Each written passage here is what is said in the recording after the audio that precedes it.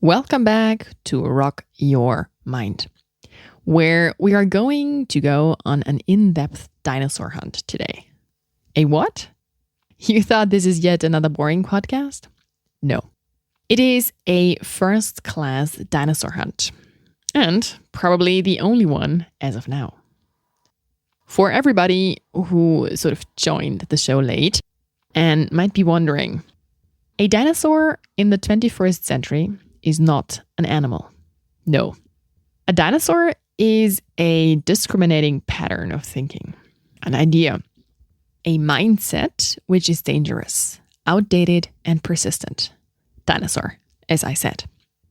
And people who believe in them are dinosaur hosts. For today's show, we are going to explore a very, very famous dinosaur body, which many of us, I'd argue all, have met and for sure also host. The Gender Dinosaur. A what?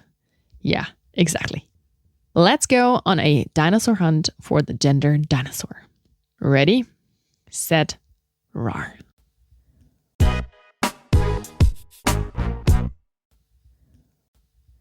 Well, where to start?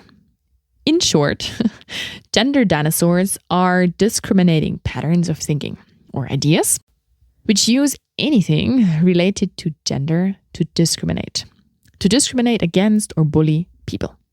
That's probably as simple as it can get. You know, from ideas around gender per se, what gender per se is, or well, should be, you know, to gender identity fairy tales, to myths around sexual orientation, or certain gender stereotypes. The list is long, but these dinosaurs know and use all of them to, well, torture people. Something, you know, like sexism is probably the closest of a term, of a definition you will ever find in a proper conservative dictionary. As of now, I'm working on that. But, you know, and that's the key point of this whole dinosaur thing, this dinosaur hunt. In a dinosaur reality, there is a lot more to this, and gender dinosaurs are by far not only behind something as obvious as, let's say, stalking or, let's say, rape.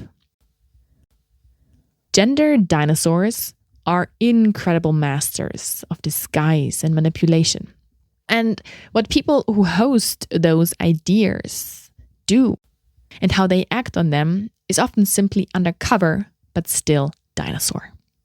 Maybe, however, it is worth exploring this a bit further and, you know, shed light on a few major dinosaur myths around gender, which I have encountered. Well, or let me shock you, which we all, you, me, everybody, may host as well.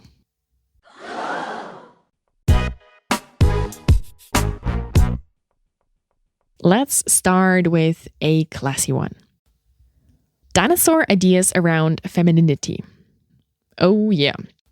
I mean, the first real thing that comes to my mind are how dinosaurs manipulate expectations. Expectations on women. Seriously. Certain often subconsciously imposed expectations on women based on their gender or their gender identity, they can be so dinosaur. Why?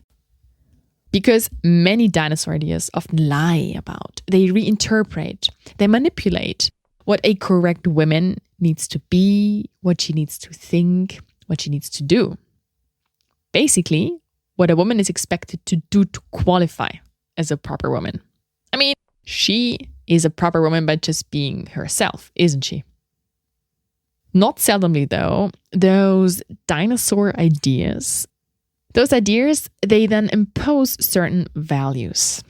And that's when it actually becomes tricky. Values which are associated with being really feminine or, as we'll see later, really masculine. But values which are often far from good for anyone. They are discriminating the host of those ideas as well as other people in a lot of contexts. Woo. Let's cool down a bit and make this a bit more tangible, a bit more digestible with an example, a few numbers, and a bit of first-hand experience. Have you ever wondered what subconscious or conscious expectations you may have when it comes to what is female? A study by the Pew Research Center in 2018 was dealing with exactly this. This study shows that over 30% of the interviewees in the US value physical attractiveness, nurturing, kindness, and so on and so forth in a woman in the US. Well, while those qualities may differ slightly in different cultural contexts, the first question to reflect on is, or should be, whether this is really everything about being really feminine.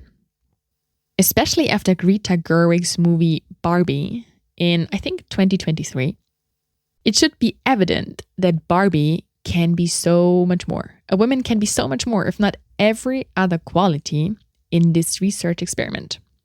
This may include ambitious, tough, or, oh my God, God forbid, ugly. Those are all qualities, by the way, that scored incredibly low. I think below 10% in that study. Qualities that are subconsciously just not associated with being really feminine in whatever, context. For whatever maybe dinosaur reason, right? People, male as well as female, and as well as everybody else, usually just don't think that women do think or act like that. That just doesn't fit. How many feminine women, however, fall into exactly those categories? They're all like this by nature, of course, yeah? Women, however, are being told to act, be, or think a certain way by dinosaurs all the time. This becomes especially funny considering that dinosaur ideas are often not so clear on what feminine quality to actually discriminate against anyway. I just love the MASH report in 2018.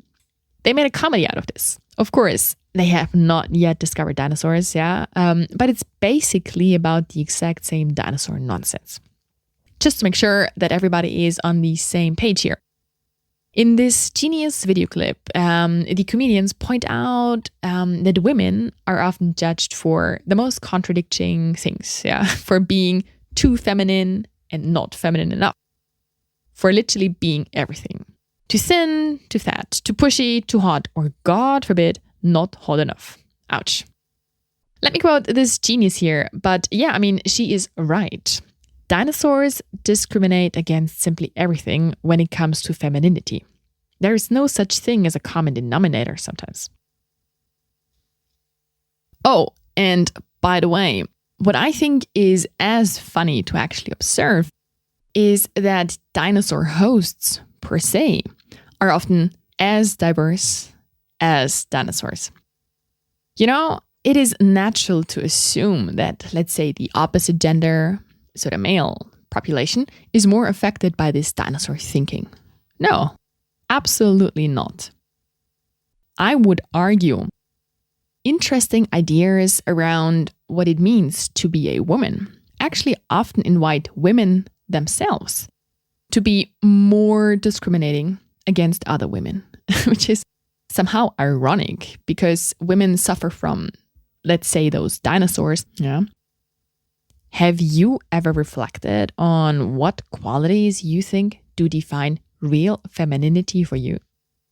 Or which women you may associate with being real or better, forgive me that term, okay, women? Wherever this may be coming from is often not so clear, but I promise you, some gender dinosaurs make you as a host of those ideas, they make you feel uncomfortable around certain women. And you know what? This is worth reflecting on because those ideas often do not just stop there. The real problem starts with how dinosaur ideas make you think about this whole thing. Well, as I outlined. But it continues. And it can actually get really, really dangerous when a gender dinosaur goes further. Let's say when they tell people, for instance, to judge, to dislike, or, well, to treat women differently based on exactly those ideas. This may happen subconsciously or consciously. And you know what? This happens to everybody. Everybody. If you say it doesn't happen to you, you have not done your homework. Why? Because dinosaurs are often undercover, as I already said. You don't know what you don't know about your dinosaurs, guys. Don't make the same mistake as I did and think, yeah, but I know this stuff and this actually can simply not apply to me.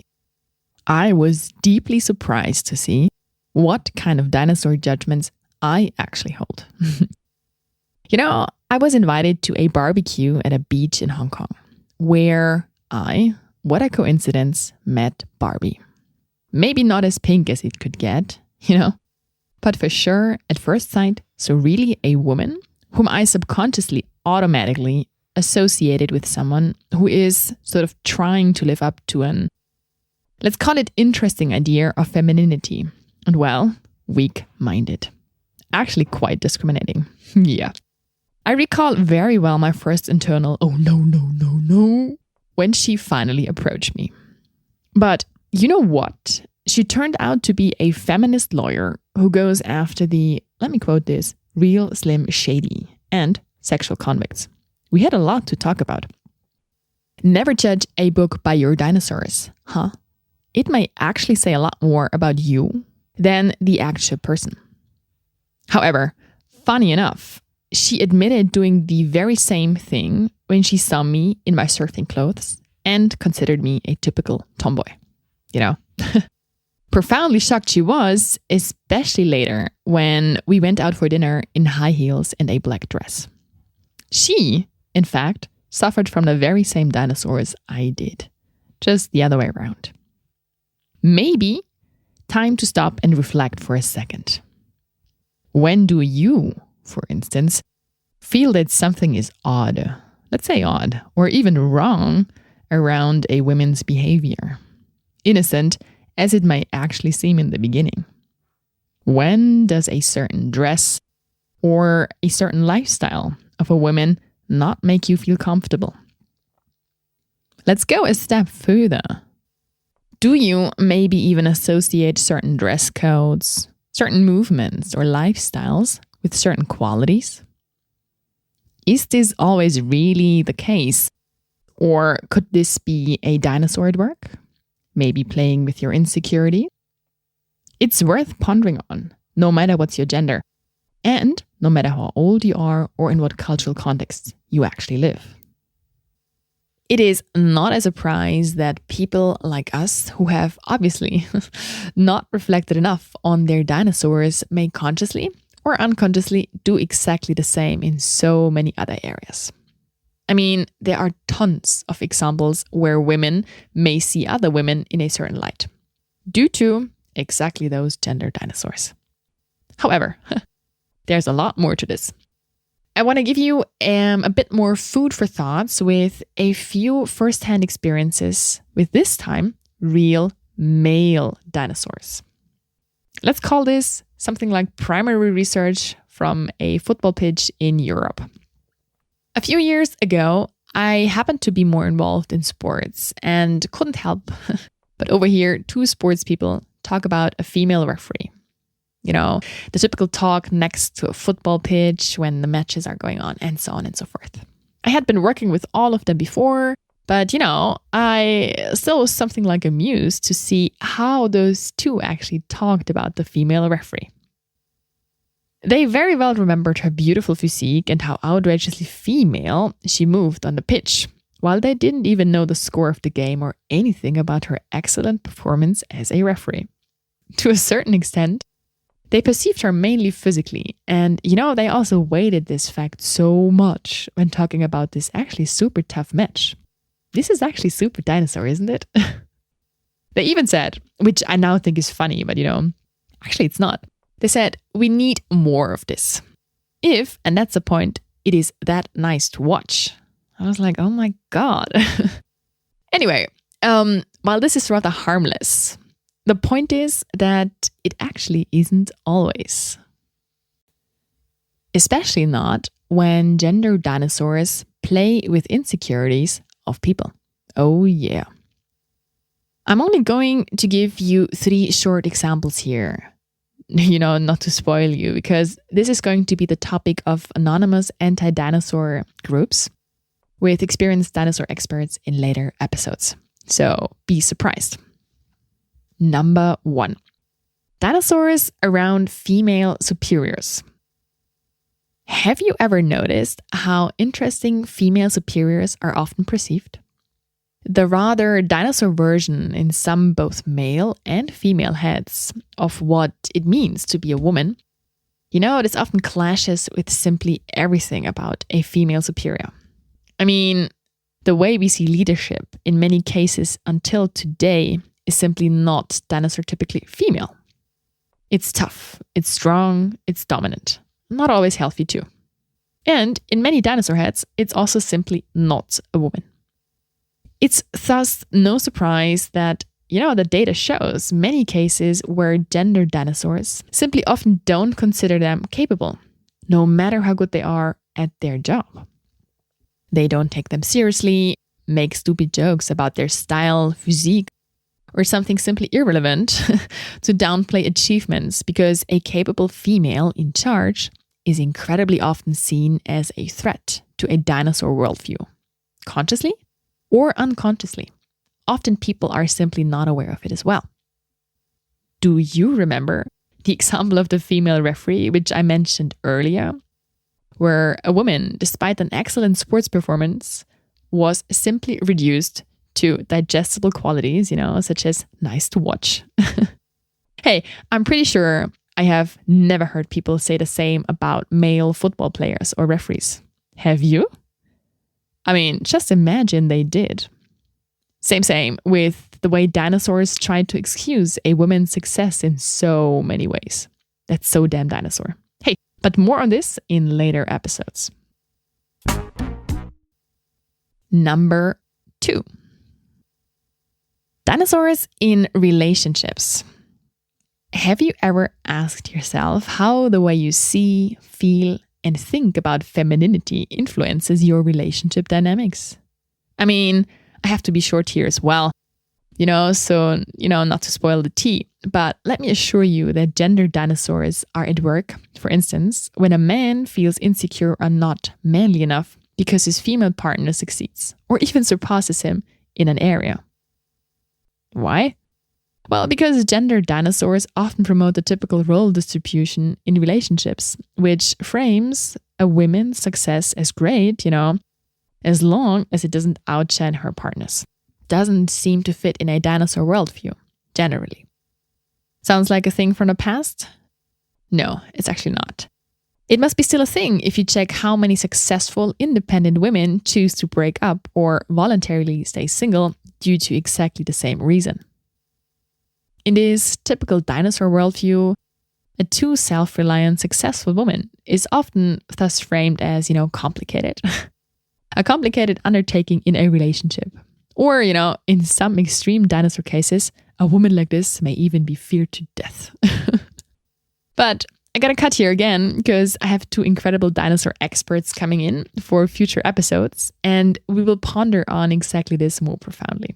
And also, we're gonna talk about how dinosaur ideas around masculinity actually do the very same thing with men. So yeah, stay tuned. Last but not least, gender dinosaur number 3, internal dinosaurs. Yeah. While it may be easier to spot a dinosaur idea around femininity at work, as long as it discriminates other people outside, it could be, hard to spot one which works against the actual host, which works against you. Why? Well, think about it. It takes a completely different level of self-awareness to realize how gender dinosaurs, how those ideas around when is a woman, how they play with their hosts.